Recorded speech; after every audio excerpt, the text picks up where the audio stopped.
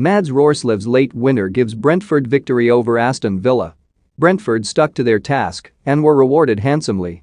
This win, sealed by Mads Roerslev's goal 7 minutes from time, did not seem on for long periods, and an injury-hit side looked several notches short of their best. But Aston Villa squandered a fine opportunity in failing to build on Danny Ings' opener, brilliantly set up by Emiliano Buendia, and were in trouble when Yoane Wissa levelled shortly before half-time. Steven Gerrard's side dominated without threatening overly, and a fourth defeat in 6 removes a little shine from the improvements he has wrought since taking over. Buendia's moment of inspiration lit up a dank drizzly afternoon whose opening exchanges had been tough on the eye.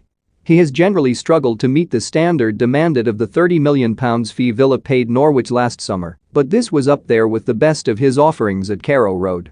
To the less imaginative eye, there was little on when Buendia took a first-time return pass from Douglas Luiz 10 yards inside Brentford's half, although his initial layoff and dart into space had at least signalled an intention to get things moving. Christian Norgard was quickly at his back, but the Argentinian was just too smart, losing his opponent in one movement with a giddying 2-touch spin and drag back. Now Brentford's defence was exposed, and Buendia made no mistake, supplying Ings with one of the delicately weighted through balls that earned him renown. The finish across Alvaro Fernandez from a slight angle on the left of the box was impeccable, and Ings had his first goal since 16 October. Even at that relatively early point, the game had needed it. 4 minutes before the goal, Buendia and Ings had served notice that they were in sync, Mads Bech Sorensen eventually thwarting the striker with a fine block, but Villa's territorial advantage had not yielded much else.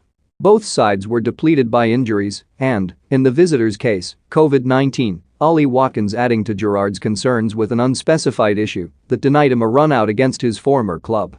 The result was messy fare, although Villa seemed patently better resourced to mitigate the seasonal wear and tear. Brentford did not see a glimmer of goal until the 29th minute, when Matthias Jensen shot wildly after a brief spell of pressure. Beyond that, they had been scraping their way to the interval when Wissa intervened out of nothing. Villa had simply not been troubled, but were cut open on their left, had side by an exchange of passes between Jensen and Mads Roerslev. The latter had room to gain ground and pass inside to the onrushing Wissa, who shifted the ball onto his left foot with a sharp touch before curling past Emiliano Martinez from inside the D. The equaliser brought Gerrard, back in the technical area after missing the defeat to Chelsea with COVID, to his feet in frustration. A rising drive from John McGinn apart, his side had not especially threatened to stretch their lead. They had, though, looked a safe bet to see out the half, and a previously flat crowd now had their tails up. They willed Wissa to find another way through 3 minutes after the restart, but, after being closed down when a similar shot briefly seemed on, he was eventually crowded out. It continued to appear a game more likely to be settled by bolts of brilliance than any sustained cohesion, Buendia heightening that impression by whipping a 22-yard shot past Fernandez's full-stretch dive and narrowly wide. Brentford lost Sergi Canos, one of their livelier performers, to injury before the hour. Jensen, who had fleetingly been a pre-match doubt after a problem in the warm-up, soon departed too. The game's shape was barely affected. Villa remained broadly dominant, but disappointingly light on ideas, Matt Targett miscuing a decent opportunity to find waiting teammates with a volleyed cross from beyond the far post. Another lift was badly needed, and Frank Onyeka almost provided it when, bursting through the midfield, he weighted a low shot towards Martinez's left corner and drew a superb save.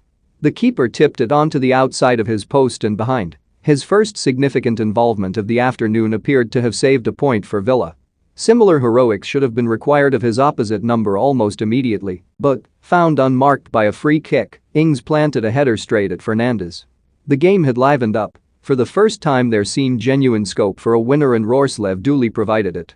The substitute Shandon Baptiste appeared to have lost control on the edge of the Villa area, but, given a second bite, found the right wing back in acres of space. Martinez parried